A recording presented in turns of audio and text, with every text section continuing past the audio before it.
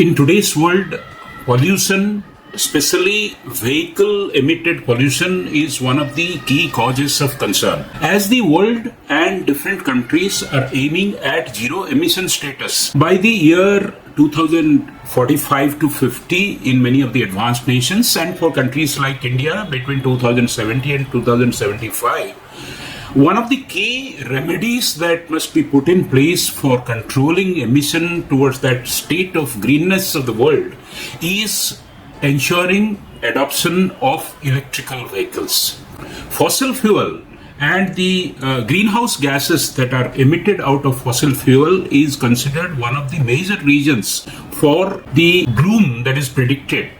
Of the total vehicle population of roughly about 1.4 billion in the world, a meager 16 million are only electric vehicles, which is a minuscule, is much less than even 1% of the total. But the adoption of electric vehicle for highly conscious countries on an incremental basis is rapidly gaining pace. For example, in Norway, 9 out of 10 vehicles sold incrementally are electric vehicles. In China, the figure is close to 20%. And globally, economists estimates that 1 in every 12 vehicles. Now, electric vehicles in India, for example, has now been limited mostly to a few makers. Makers are gradually bringing in electric cars, but the first adoption is happening in the 2 and 3 wheeler segment.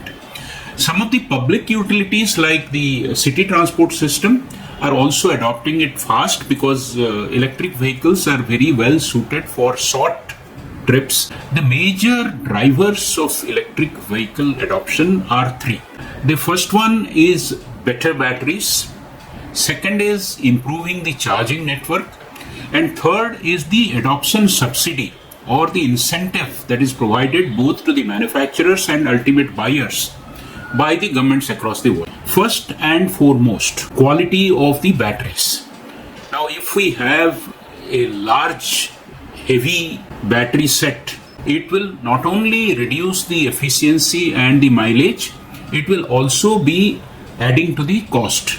As even if they are shorter distance, they should be lighter and faster charging. Take an example that somebody is traveling by an electric car from Mumbai to New Delhi.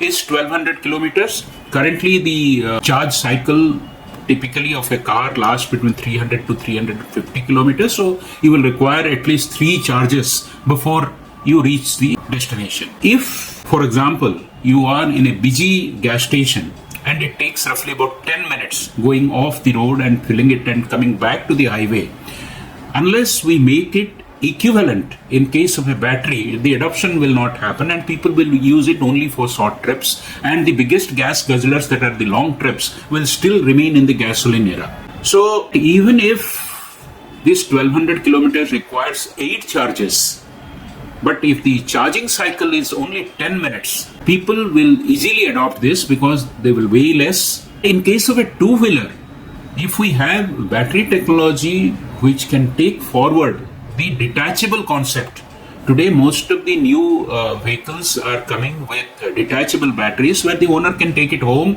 charge it overnight and bring it back. Charging network is the second constraint that we must solve in India. Most of the housing society or most of the urban conglomerations or notified